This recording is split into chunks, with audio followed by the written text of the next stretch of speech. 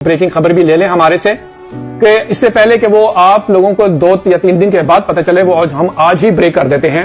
وہ جو خبر ہے وہ یہ ہے کہ پاکستان کے لیے آئی ایم ایف نے 1 ارب 1.1 ملین ڈالر، ٹھیک ہے، سوری 1.1 بلین ڈالر کا قرضہ منظور کیا ہے، لیکن شرائط کیا رکھی ہیں؟ سب سے پہلی شرط کہ پاکستان میں بجلی، گیس اور پیٹرول کی جو بھی مصنوعات ہیں ان کے بل ڈبل کر دی جائیں، ان کے ریٹس ڈبل کر دی جائیں۔ اسپیشلی بجلی کے ریٹ آپ کو ڈبل ہو جائیں گے۔ جو ریٹ پر یونٹ اس وقت ہے وہ آنے والے یعنی کہ ہفتے میں چند دنوں میں آپ کو یہ ڈبل ہو جائیں گے۔ اگر اس وقت وہ 40 روپے کا یونٹ ہوگا فار ایگزامپل، وہ 80 روپے کا ہو جائے گا، اور جہاں پہ وہ یونٹ 45 روپے کا وہ 90 کا ہو جائے گا، جہاں پہ 35 کا وہاں پہ 70 کا ہو جائے گا۔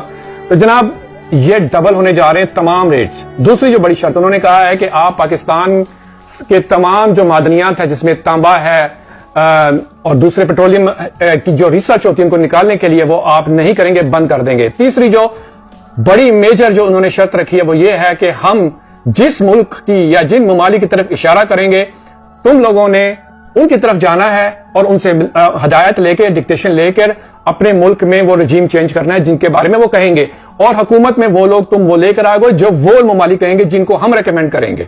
یہ سب سے میجر انہوں نے شرط لگائی ہے۔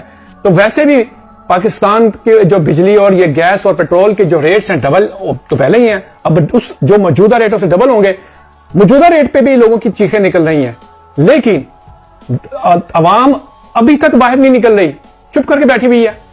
یہ آپ کر سکتے ہیں، یہ آپ ہی کے لیے ہے۔ عمران خان صاحب ایک پاکستان کو بہترین لیڈر ملا ہے، پاکستان کے پاس تو اور کوئی لیڈر بھی نہیں ہے، تو یہ آپ کر سکتے ہیں، آپ اپنا اس حکومت اس غلامی سے آپ چھٹکارا پا سکتے ہیں۔